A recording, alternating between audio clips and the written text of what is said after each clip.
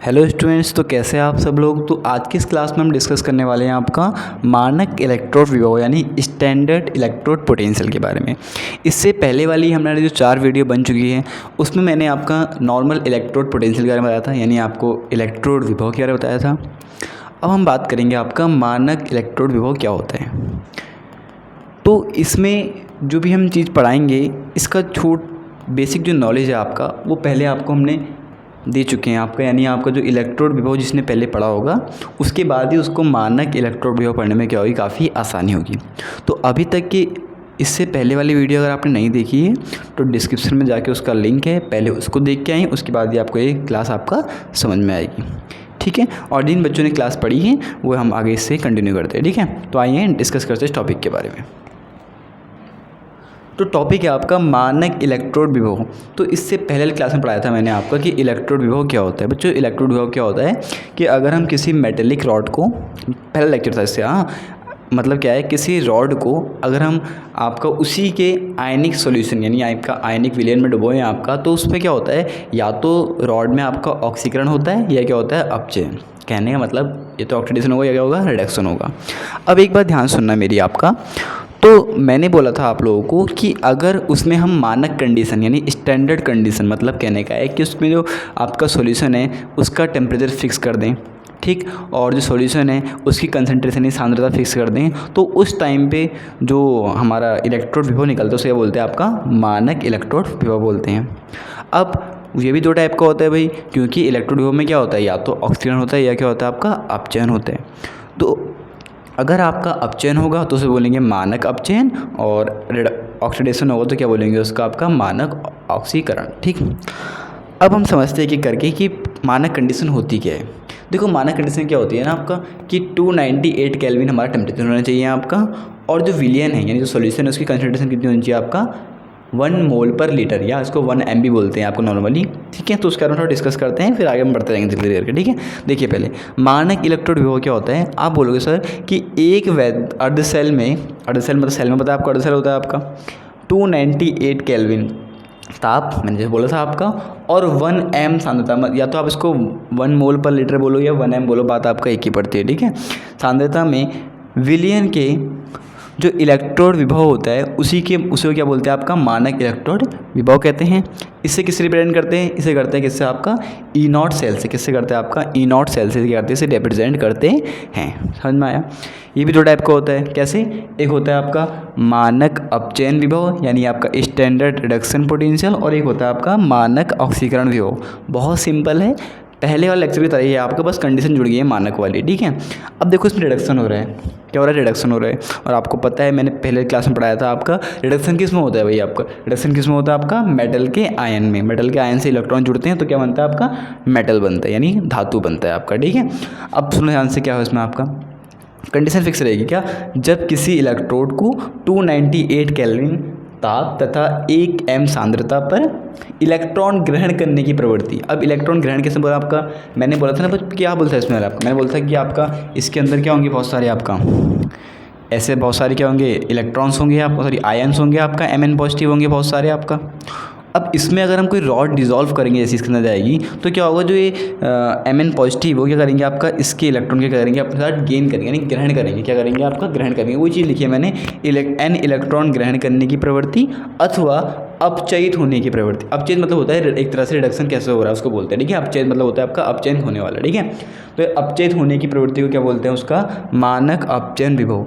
Same है, बस अंतर क्या है, कंडीशन आ गई 298 केल्विन और 1 M सांद्रता वाली। ठीक, तो आपका रिएक्शन पहले भी लिखी थी वैसे ही आपका Mn positive plus N electron equal to M बन चुका है। इसको आप कभी कभी E0 रेड बोलते हैं। रेड का मतलब होता है रिडक्शन। क्या होता है, रिडक्शन। आगे बढ़ते हैं, नेक्स्ट क्या है आपका मानक ऑक्सीकरण विभव, यानी क्या बोलेंगे, स्टैंडर्ड ऑक्सीडेशन पोटेंशियल। बहुत सिंपल, वही चीज़ आपका सेम चीज़, क्या, जब किसी इलेक्ट्रोड को 298 केल्विन ताप तथा 1 M सांद्रता पर N इलेक्ट्रॉन क्या है, त्यागने की, क्योंकि ऑक्सीडेशन में क्या होता है, इलेक्ट्रॉन अपने देता है ना आपका। जैसे देखो यहाँ पे M था, आयन बना, और क्या कर रहा है, N इलेक्ट्रॉन इसने दे दिए हैं आपका। जैसे मैंने इसकी पहले वीडियो में बिल्कुल डिटेल में बताया हुआ आपका, वो देख लो तो समझ में आ जाएगा अपना आराम से। ठीक है, आपको तो एन इलेक्ट्रॉन त्यागने की प्रवृत्ति बोलो या ऑक्सीकरण होने की प्रवृत्ति, दोनों में क्या होता है आपको बच्चों, इसे क्या बोलते हैं आपका मानक ऑक्सीकरण विभव बोलते हैं। आई होप मेरी बात आपको समझ में आ रही होगी। आगे बढ़ें तो ये तो हो गया आपका, इसको दिखाते हैं आपका E0 x, इसको दिखाते हैं आपका E0 OX। OX मतलब पता है क्या, ऑक्सीडेशन, क्या है ऑक्सीडेशन। अब ठीक है सर, आपको आपका मानक अपचयन पता लग गया, मानक ऑक्सीजन पता लग गया। अभी लास्ट मैंने एक लाइन और लिखी है यहाँ पे आपका कि सेल का वैद्युत वाहक बल यानी आपका EMF ऑफ सेल क्या होता है। EMF का मतलब होता है आपका इलेक्ट्रोमोटिव फोर्स। इसका मतलब क्या होता है, जैसे देखो आपका ये तो बात थी नॉर्मल इलेक्ट्रोड की, किसकी बात थी, इलेक्ट्रोड, सिंगल इलेक्ट्रोड की, ठीक है, जैसे हमने पहले पढ़ाया था आपको सिंगल इलेक्ट्रोड की। अब मैंने क्या लिखा है, सेल का। सेल में क्या होता है भाई, सेल में समझाया था मैंने फर्स्ट क्लास में अपनी, क्या होता है सेल में, एक एनोड होता है, एक क्या होता है आपका कैथोड होता है, होता नहीं होता भाई आपका। तो एनोड में जो चार्ज डिस्ट्रीब्यूशन होगा मतलब चार्ज बटेगा, कैथोड भी चार्ज बचता है आपका। तो कहने का मतलब है उन दोनों कंडीशन में क्या होगा, इलेक्ट्रोड विभव अलग अलग होगा, एनोड का अलग होगा और कैथोड का क्या होगा आपका अलग होगा, ठीक। तो उन दोनों के बीच जो आपका विभव का अंतर होगा, यानी विभव में जो अंतर होगा उसी क्या बोलेंगे आपका हम EMF ऑफ सेल बोलेंगे। देखो मैंने वही चीज़ यहाँ पे लिखी है, क्या होंगे, वैद्य रासायनिक सेल में दो इलेक्ट्रोडों के मध्य, दो इलेक्ट्रोड होते हैं एनोड और कैथोड होते हैं। देखो इससे आपको डायग्राम दिख रहा होगा यहाँ पे, ये मैंने पहले डायग्राम अच्छे से एक्सप्लेन करा हुआ है आपको कि कैसे हम इसके बारे में बात करेंगे। समझ में आगे डायग्राम देख लो फटाफट से, और अगर डिटेल जाना है तो आपको क्लास नंबर फर्स्ट जाना पड़ेगा, ठीक है। आगे बढ़ते देखो आपका क्या है, वैद्युत रासायनिक सेल में दो इलेक्ट्रोड होते हैं के मध्य उत्पन्न विभव के अंतर को, मतलब डिफरेंस क्या होगा उसी को बोलेंगे आपका सेल का वैद्युत वाहक बल कहते हैं। आई होप आपको समझ में आ रहा होगा। इसे करते हैं आपका, इसे या तो फिर E0 सेल लिखते हैं या क्या लिखते हैं आपका EMF लिखते हैं, बात एक ही पड़ेगी। EMF बोलो या E0 सेल बोलो, बात एक ही पड़ेगी। अब छोटा सा दिखाता हूँ फॉर्मूला क्या होता है इसका। जो फॉर्मूला होता है भाई, हम बात करें किसकी, आपका सेल की, तो फॉर्मूला पता है क्या होता है इसका, या तो आप लिखो sir E0 cell equal to होता है आपका क्या, E0 कैथोड, आप चाहे तो हिंदी में लिख दो आपका कैथोड, या माइनस E0 एनोड, क्या होगा E0 एनोड होगा। तो ये फॉर्मूला होता है किसका आपका E0 सेल, यानी EMF बोलो या E0 सेल बोलो तो बात आपका एक ही पड़ती है, ठीक है।